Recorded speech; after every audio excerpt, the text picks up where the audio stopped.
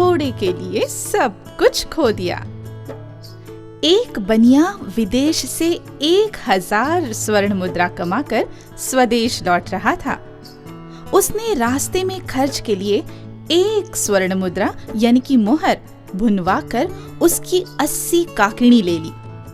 प्रतिदिन एक एक काकणी खर्च करते करते अंत में उसके पास बस 1 काकणी बच गई और उसे वो कहीं बीच के गांव में जहां ठहरा था भूल आया।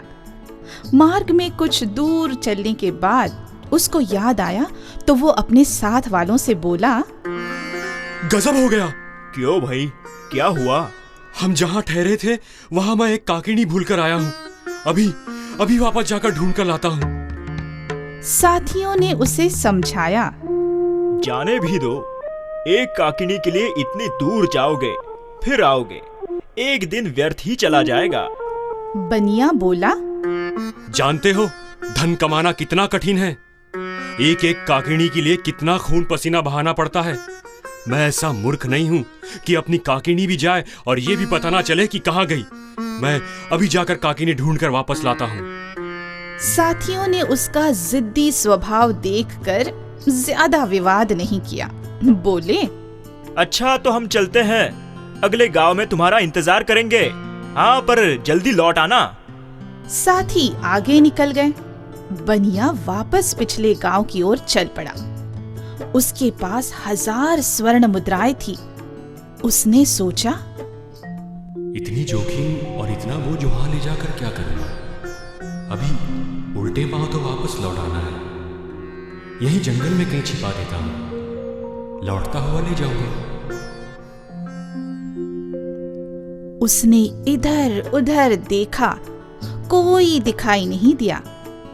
एक वृक्ष के नीचे गड्ढा खोदकर स्वर्ण मुद्राओं की थैली उसमें रख दी, ऊपर मिट्टी डाल दी। वृक्ष पर निशान बनाकर गांव की ओर चल पड़ा। बनिए की ये हरकत दूर खड़े एक व्यक्ति ने देख ली थी। वो पीछे से आया, मिट्टी हटाई तो स्वर्ण मुद्राओं से भरी हुई थैली दिखाई दी। बस उसका तो रोम रोम पुलकित हो उठा।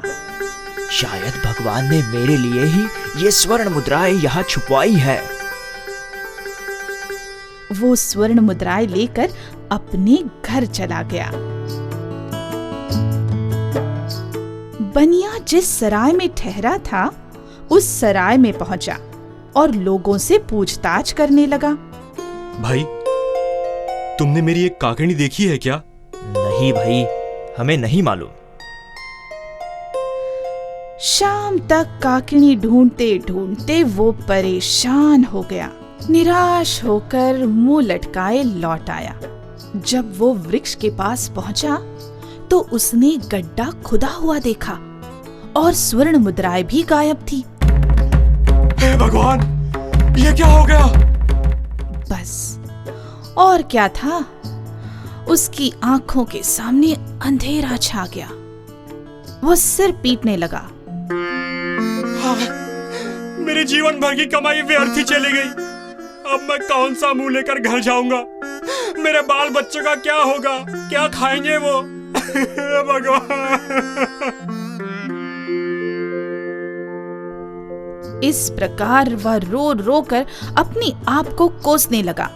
वो रोता पीटता साथ वालों के पास पहुंचा तो सभी लोग उसकी मूर्खता पर उसे धिक्कारने लगे।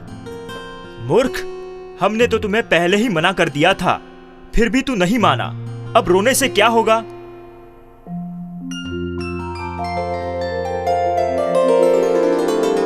भगवान महावीर ने कथा का अर्थ समझाते हुए कहा, बंधुओं, इसी तरह जो व्यक्ति थोड़े से लाभ अथवा सुखों के लिए इस अमूल्य मानव जीवन को दांव पर लगा देता है, वो उसी मूर्ख व्यापारी की तरह सब कुछ खोकर अंत में पछताता है। ओम नमो अरिहंताणम, ओम नमो सिद्धाणम, ओम नमो आयर्याणम।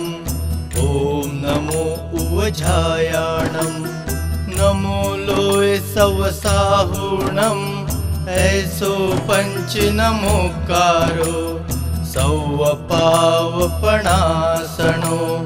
मंगलाणं च सौवेसिन् परमं हवै मंगलम्।